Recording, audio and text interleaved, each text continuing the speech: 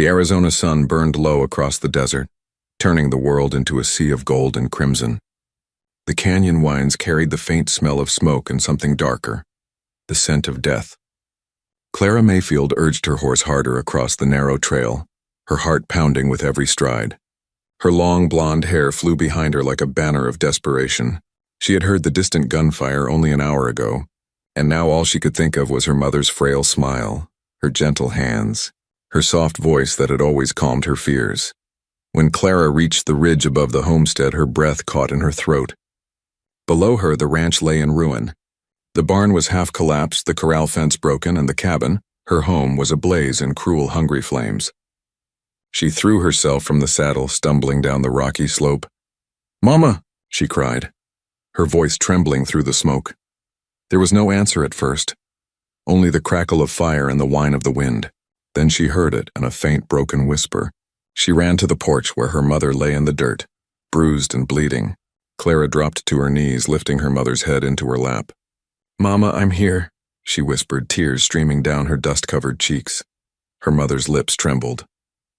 "Clara, they came. Painted faces. They said the land was cursed." Her eyes fluttered. Don't hate them all. Promise me." Clara's voice broke. "Who did this, Mama, who?" But her mother's voice was already fading, her breath thin and trembling. "They laughed," she managed. "They laughed like devils." And then her body went still. For a long, terrible moment, Clara could not breathe. She sat frozen, staring at her mother's lifeless face as the desert wind whipped around her, carrying ashes into the sky. Then, from somewhere beyond the ridge, she heard it, laughter. It came faintly at first, carried by the canyon echo, deep, throaty, unmistakably Apache. Her heart twisted in grief and rage. She rose slowly, her fists clenched. "You monsters," she whispered through gritted teeth. "You took her from me." Her eyes swept the horizon. The sun was sinking now, and the shadows stretched long over the desert floor. Then she saw him. On the ridge above, silhouetted by the dying light, stood a man, tall, proud, his hair black as night. The wind tugged at his buckskin shirt, revealing the marks of the Apache. His face was calm, unreadable, and yet there was something haunting in his eyes. Clara's heart thudded in fury. "Are you proud of what you've done?" she screamed. "My mother is dying from your beating." The man didn't move. For a heartbeat, she thought she saw the corners of his lips curl, not in cruelty but in a strange, knowing smile. Then he turned his horse and vanished behind the rocks. Clara dropped to her knees again, her sobs breaking into the desert silence. The flames crackled behind her as the stars began to appear. She swore to herself then, to God, to the earth, to her mother's memory, that she would find the Apache who laughed and make him pay. Night fell cold and fast. Clara buried her mother by moonlight, her trembling hands clutching the Bible her mother had always kept on the table. She didn't speak aloud as she covered the grave with earth. Her tears said all that needed saying. When the last handful of dust fell, she sat beside the mound until the dawn's first light brushed across the sky. The desert was silent now. Even the coyotes had gone quiet. But that laughter, that haunting, echoing sound, still rang in her memory. It wasn't mocking her now. It haunted her like a riddle. Something about it didn't fit the savagery she'd seen. It hadn't been wild or cruel, but almost hollow. Still, her heart could not forgive. Not yet. She packed her mother's locket into her satchel, mounted her horse, and turned toward the canyon trail. Somewhere out there, beyond those blood-red cliffs, the man with the haunting laughter rode free. And Clara Mayfield, once the gentle daughter of a rancher, became something new that morning, a woman with a wound too deep for tears and a fire in her soul hotter than the desert sun. The trail ahead was long, and vengeance, she believed, was her only companion. But fate had other plans, because the Apache's laughter, the one she swore to hate, was not born from cruelty. It hid a shocking deed that would soon change everything she thought she knew about enemies, love, and the truth buried in the sands of the West. The morning sun rose over the desert, spilling gold across the canyon. A thin mist curled through the sagebrush, and the cry of a hawk echoed from above. Clara Mayfield stirred weakly beside her mother's grave, her face pale from exhaustion. She hadn't slept. The fire she'd built the night before had burned to cold ash, and the desert chill had bitten deep into her bones. Her lips were dry, her throat aching. She reached for her canteen, empty. Her horse had wandered off in the night. For a long while she simply sat there staring at the horizon, her body too weary to move. She wanted to hate the sunrise for daring to be so beautiful when her world had been destroyed. Then she heard it, a sound soft as wind in the grass. A footstep. Clara's heart leapt. Her hand flew to her revolver, but her fingers trembled too much to hold it steady. A shadow moved across the ground, and when she looked up, she saw him. It was him, the Apache, the man whose laughter had haunted her dreams. He stood a few paces away, his figure framed by the morning light. His face was calm, unreadable, though his dark eyes seemed to carry centuries of sorrow. In his hands he held a water skin. "I come with no weapon," he said quietly. His voice was deep, steady, with the faint trace of an accent. "You will die here if you do not drink." Clara glared at him, hatred burning through her exhaustion. "And what does that matter to you?" she spat. "You already took everything from me." His lips curved slightly, not in cruelty but in something else. A quiet, almost sad amusement. "You believe I did this?" he asked softly. She stood weak but defiant. "I saw you on the ridge. I heard your laughter." He tilted his head slightly, his dark hair catching the sun. "Then you saw me too late," he replied. "Because when your home burned, I was hunting the men who did it." Clara shook her head. "You're lying." "If I lie, you will know soon enough," he said simply, then tossed the water skin toward her feet. "Drink or don't, but if you die here, the real devils win." For a long time she just stared at him. His calm unsettled her more than anger ever could. Finally, thirst and instinct won over pride. She knelt and drank, the cool water burning down her dry throat. When she looked up again, he was watching her, not with the eyes of an enemy, but of someone measuring a truth too heavy to speak. "What do you want from me?" she demanded. "Nothing," he said, his gaze turning toward the canyon. "But I can give you what you seek if you have courage enough to see." "And what is that?" "The truth," he said, "about who killed your mother." She didn't believe him, not at first. But when he turned and began walking toward the east, she felt something pull inside her, a strange, reluctant trust. She followed at a distance, her revolver always close. The land changed as they rode deeper into the canyon. The red cliffs rose higher, and the air grew thick with the scent of cedar and dust. Hours passed in silence until they reached a small creek that trickled between the rocks. There, hidden in the sand, lay something glinting in the sunlight. He bent down and lifted it, a golden locket. Clara froze. "That's my mother's," she whispered. He turned it over in his hand. "I found it near a camp 3 nights ago," he said. "Men wearing paint on their faces like Apache warriors. But their skin was white. They ride under the command of a man they call Boone." Clara's breath caught. "Sheriff Boone?" The Apache nodded. "He trades land for blood. He wants the settlers to fear the Apache, so he paints his men and kills under our name." Her knees weakened. For the first time since the fire, something broke inside her. The hatred that had held her upright began to crumble. "You're saying my mother was murdered by white men?" He looked at her, and for the briefest moment she saw pain flicker in his eyes. "Your people call my kind savage," he said quietly. "But I have seen savagery in every color of skin." She didn't know what to say. The desert wind stirred her hair, carrying the scent of dust and wild sage between them. As the sun dipped lower, he built a small fire and offered her a share of his food: jerky, roasted mesquite beans, and wild berries. She hesitated but took them. Hunger was a crueler enemy than pride. For a while they sat in silence. The flames danced between them, their glow softening the sharp edges of his face. She found herself stealing glances when she thought he wouldn't notice. "Who are you?" she asked finally. "Taza," he said, "son of Kiona, last chief of the Red Mesa people." "I thought your tribe was gone," she murmured. "It is," he said. "Burned, shot, buried beneath the white man's flag."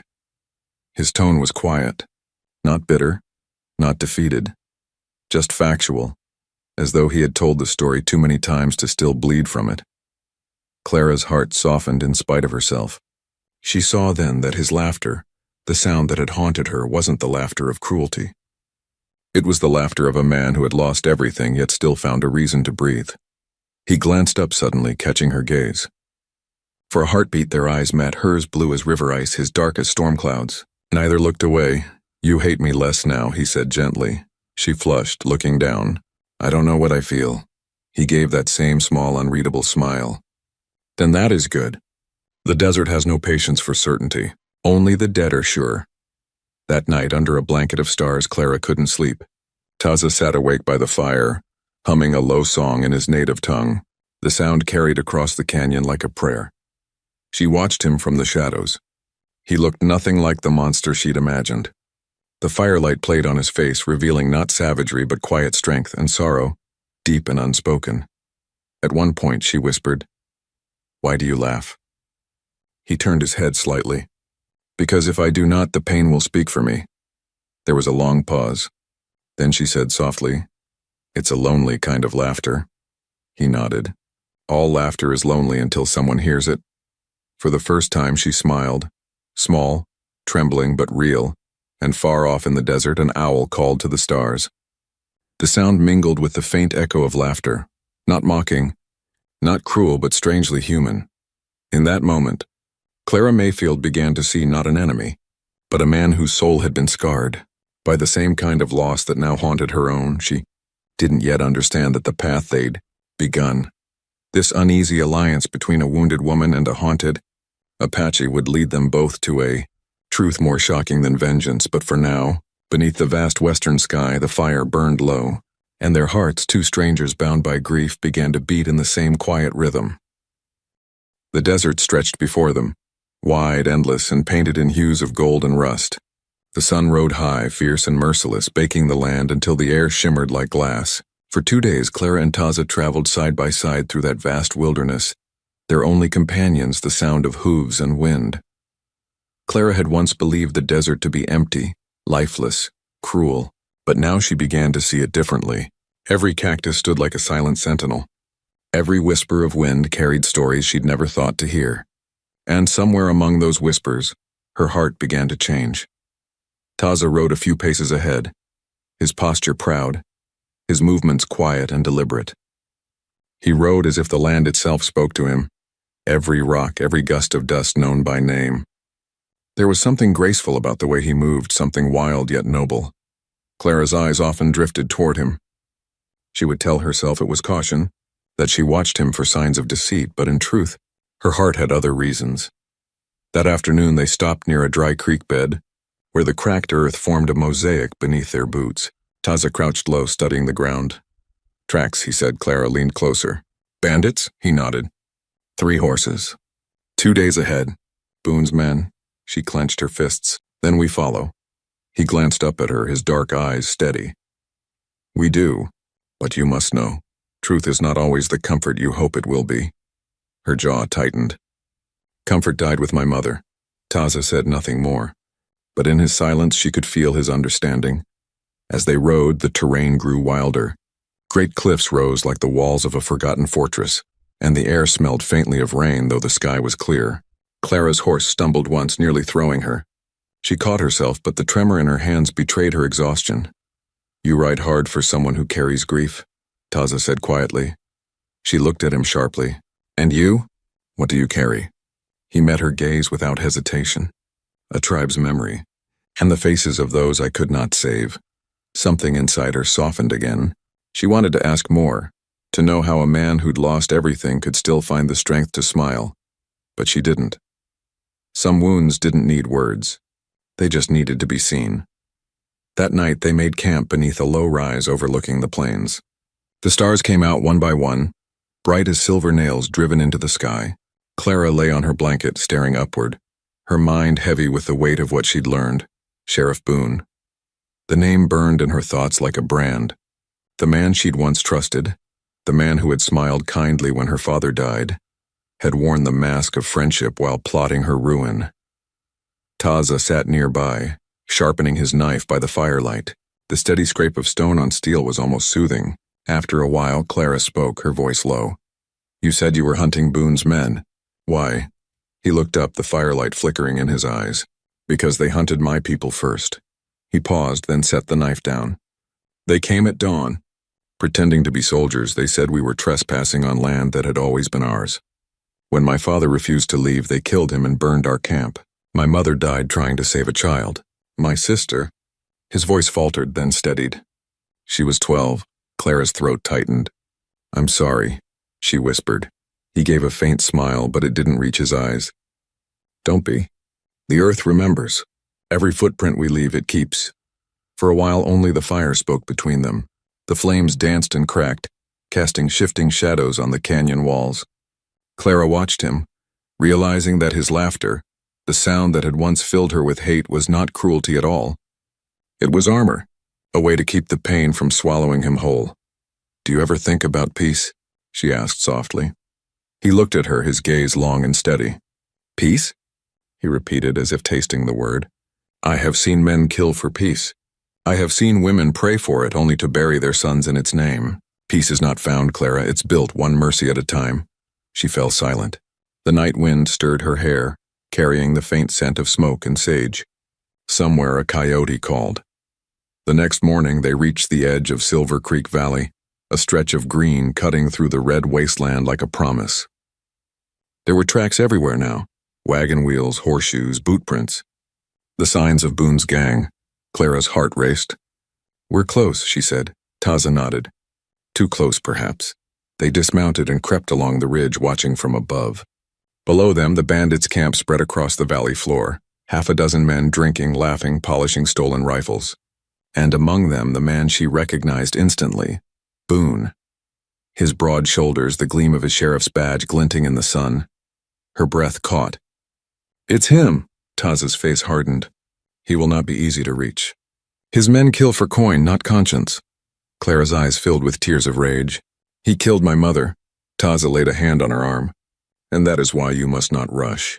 Vengeance is a fire that burns its bearer first. She turned to face him. And what would you have me do? Forgive? No, he said quietly. Understand. There was something in his tone, steady, gentle, unyielding, that stilled her anger. She looked at him then not as an enemy, not even as a guide, but as something she hadn't realized until now, a protector. As dusk settled over the valley, they retreated to the cliffs. The campfires below burned like fallen stars. Clara sat beside Taza, her head heavy with thoughts. Tomorrow, he said, we move closer. I will find proof of Boone's lies. Then the truth will speak for itself. And after that? She asked. He looked at her, his eyes deep and unreadable. After that, the wind will decide our paths. For a moment, neither spoke. Then in the quiet, Clara reached out without thinking and brushed a strand of his hair from his face. His breath caught, just slightly, but he didn't pull away. The touch lingered, soft and uncertain. Her heart beat faster. She didn't understand what was happening between them, how the man she had once cursed now felt like the only soul who could truly see her pain. Taza smiled faintly. You are learning, Clara Mayfield. Learning what? She asked, half shy, half curious. He gazed out at the desert horizon. That truth and love both require courage. She didn't answer. But as the stars brightened above, her heart whispered a truth she was not yet ready to speak. In the vast silence of the canyon, Taza's quiet laughter drifted once more, not mocking this time, not sorrowful either. Just human. And for the first time since her mother's death, Clara found herself smiling too. Dawn broke cold and gray over the Silver Creek Valley. The first pale light touched the canyon walls, washing the red rock in ghostly hues. Clara Mayfield sat awake by the dying embers of their fire, the chill biting at her skin. She hadn't slept. Her heart was pounding with dread and purpose. Today, she would face the man who destroyed her world. Taza stood a few paces away, already saddled and silent, his figure outlined against the awakening desert.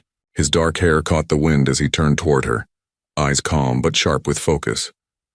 It will be dangerous, he said quietly. Boone's men are many. Clara rose, her revolver heavy at her side. Then we'll need to be faster. He studied her a moment, that faint knowing smile tugging at the corner of his lips, the same one that had once filled her with hatred, but now steadied her heart. You have courage, White Dove, he said softly. But courage without patience is like a blade without a hilt. It cuts both ways. She gave him a small defiant smile. Then stay close, warrior, and make sure I don't bleed. For the first time, his laughter came freely, warm and quiet. It rolled through the morning air like distant thunder. Clara didn't know why, but it filled her with strength. They rode down into the canyon as the sun rose higher, blending into the day's golden heat. The air was still. heavy with the scent of juniper and smoke. From the ridge they could see Boone's camp spreading wide across the riverbank, wagons, horses, and armed men guarding crates of stolen rifles. It was worse than Clara imagined. Boone wasn't just a sheriff gone bad, he was building something far bigger. "Those weapons," she whispered.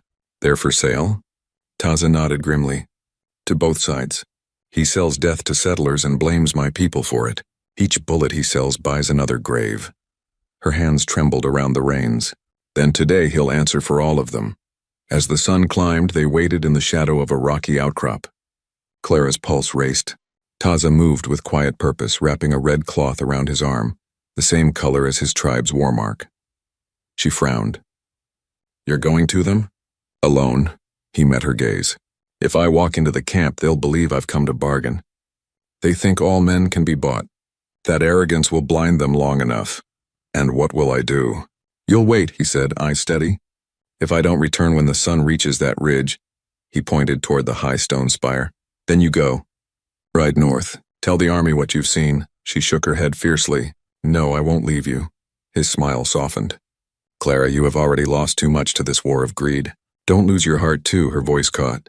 "You don't get to decide that, Taza." For a long moment they just stood there, silence between them heavier than any words. Then he nodded once, turned, and started down toward the camp. The hours stretched like years. Clara crouched in the rocks, her eyes fixed on the camp below. Boone's voice carried faintly through the wind, boastful, cruel, too familiar. She could almost see his smug grin, the way he used to tip his hat at her father's barn door. Now, that same man laughed with killers, then movement, a figure leading a horse into the open. "Taza." He approached Boone's fire with steady steps, no fear in his gait. Boone stood to meet him, his hand resting lazily on his pistol. "Well, if it ain't the Red Mesa ghost," Boone sneered. "I was told you were dead." "Not yet," Taza said calmly. "But maybe that can be arranged for a price." Boone laughed. "Now that's the spirit I like." "You bring me more guns?" Taza's voice was even.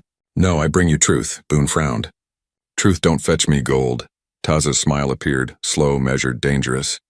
"This truth will cost you more than gold." He raised his hand, and in that instant, from the cliffs surrounding the camp came a sound that froze every man in place. Laughter. Low at first, then rising, echoing through the canyon walls. Dozens of voices, men hidden in the ridges above, answering Taza's call. Boone's eyes widened. "What the hell?" Before he could finish, the first arrow flew, striking a bandit through the shoulder. Chaos erupted. Horses screamed, men shouted, bullets cracked against stone. From the cliffs, Apaches emerged, silent shadows of vengeance. Clara gasped. Her hand flew to her mouth. He hadn't come alone. Taza had never been a lone wanderer. His laughter, the sound she had mistaken for mockery, had been a signal all along. Every echo in the desert, every sound that haunted her nights had been him calling his people home. She raced down from her hiding place, heart pounding. Smoke filled the air. Boone's men scattered like frightened coyotes as arrows rained down. Clara drew her revolver, firing at a bandit who aimed at Taza's back. The man fell. Boone turned at the shot, fury flashing across his face. "You," he snarled. "You brought her here?" Taza's blade flashed in the sunlight. "She came to finish what you started." Boone drew his gun, but Clara's voice rang out behind him. "Drop it, Boone." He turned, that same cold grin on his face. "Little Clara Mayfield," he said mockingly. "Still playing brave?" "Your mama was brave too, right up until she begged me to stop." The words hit her like a slap. Tears burned in her eyes. Her hand trembled, but Taza's voice cut through the chaos. "Don't let his poison take your aim," he said softly. Boone's smirk faded when he saw Clara's face harden. "You murdered her," she said, "and you blamed his people for it.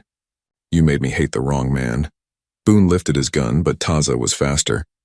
He struck, blade flashing. The two men clashed, a storm of fury and steel. Dust rose around them. Then, a gunshot. The world went still. Boone stumbled, eyes wide, a bloom of red spreading across his chest. He fell to his knees, his gun slipping from his grasp. Clara stood behind him, her smoking pistol trembling in her hand. He looked up at her with dying disbelief. "You—" Her voice broke. "For my mother." Boone collapsed into the dust. The sound of battle around them faded. The bandits fled. The Apaches melted back into the rocks.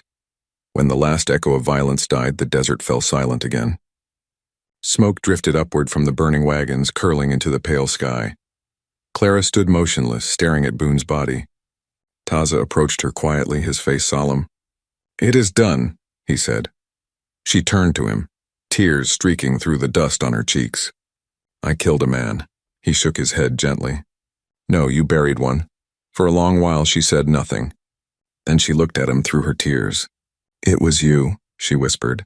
"All along it was you who brought justice." He smiled faintly. "Justice is never one man's work. It takes hearts brave enough to face truth." The wind picked up then, tugging at her hair. She looked around at the cliffs, at the faint shapes of Taza's people watching from above. They had answered his laughter, his secret call for unity. The shocking deed was not vengeance at all, it was redemption, she finally understood. His laughter had never been born of cruelty.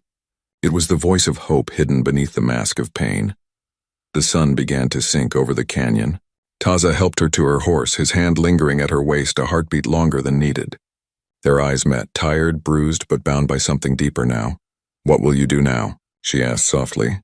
"I will lead my people to safety," he said, "far from this place. But you—" "I'll go where truth leads me," she said, smiling through her tears. "And right now truth looks a lot like you." For a moment neither moved. Then Taza's laughter came again, gentle, free, no longer haunted. Clara found herself laughing too, her first real laughter since her mother's death. The desert wind carried their voices across the valley, where justice had been done, and two hearts, scarred but alive, began to heal beneath the western sky. The desert was silent, wrapped in the cool breath of midnight. The moon, round and silver, hung above the canyon like a lantern of truth. Its soft light spilled over the sand, over the blood-stained rocks, over the two figures who stood facing each other in the ruins of the old Mayfield ranch. Clara's heart pounded as she stared at Taza, the Apache warrior whose laughter had once filled her with rage. That same man now stood before her, not as an enemy, but as the only reason she still lived. His strong face was lined with both pain and peace, the kind of expression carried only by those who had walked through fire and returned changed. "I don't understand," she whispered, the wind catching in her hair. "Why didn't you tell me before that you tried to save her?" Taza's eyes flickered toward the grave that lay beneath the mesquite tree, the grave of Clara's mother, whose death had set this story in motion. "Would you have believed me then?" he asked softly. "You saw my people's marks, heard my laughter, and you hated me for it. You needed a face for your grief, Clara." Clara lowered her gaze. The weight of shame pressed hard upon her heart. She remembered her mother's dying words. "Don't hate them all. Promise me." But she had broken that promise. "I thought you were mocking her suffering," Clara said, her voice trembling. "But your laughter—" Taza's lips curved in that same haunting smile, the one that had once made her blood boil. "My laughter was my grief," he said. "Among my people we laughed to chase the spirits of death away. I laughed to give your mother peace and to hide what I had done." Clara's brow furrowed. "What you'd done?" He nodded. "Your mother wasn't beaten by my tribe, Clara. She was beaten by the men from Silver Creek, outlaws who wore paint on their faces to make you believe it was us. I came after them, too late to stop the fire, but not too late to take vengeance." His eyes darkened. "I killed every one of them that night." Her breath caught. The wind rustled through the dry brush. "You killed them?" Taza nodded again, slow and solemn. "That was the deed my laughter hid, not cruelty but blood. I took life to save what was left of yours. But I knew if I stayed, you would only see another Apache standing in the ashes. So I rode away." Clara's hands trembled. The truth was too large, too heavy. The man she had sworn to hate had avenged her mother, had protected her from the darkness she never even saw. Tears welled in her eyes. "And all this time I chased you across the desert, wanting to kill the only man who was trying to protect me." Taza stepped closer, his hand reaching out, hesitating before brushing a tear from her cheek. "You had every right to hate me. But hate fades when truth is found, just as the night fades when the sun rises." She looked up into his eyes, those deep, quiet eyes that had once seemed so fierce. "And what now, Taza? What happens when the sun rises again?" He looked to the horizon where the first light of dawn began to glow faintly. "Now," he said, "you choose what story you will tell. one of vengeance or one of forgiveness. Clara felt something shift inside her, like a knot loosening after years of being tied too tight. She stepped closer to him, her voice barely a whisper. "And what would you choose?" Taza's answer was simple: love. The word hung in the air between them, fragile and real. Clara's breath caught. Her heart, once hardened by loss, began to beat with a different rhythm, one that matched his. She thought of her mother's gentle hands, her last words of mercy. "Don't hate them all," she smiled through her tears. "Then I'll choose the same." Taza took her hand, rough and warm, and together they stood beneath the desert moon. The fire of vengeance at last turned into the soft glow of love. The dawn broke over the canyon, spilling gold across the grave, across the sand, across two souls who had found peace not through revenge, but through understanding. And somewhere, carried on the morning wind, came the faint echo of laughter, no longer hollow or haunted but free. Weeks later, the town of Silver Creek would whisper tales of the white woman who rode with the Apache, of the rancher's daughter and the warrior who saved her life. Some said it was a story of forgiveness, others said it was one of redemption, but for Clara Mayfield, it was simply the story of how a broken heart learned to love again in the land where hate once ruled. Under the desert sun, she built a new home beside the canyon river, a place where laughter, once a sound of sorrow, became the music of healing. And every evening, as the stars returned, she would stand beside Taza, her hand in his, whispering to the desert breeze, "Mother, I kept my promise."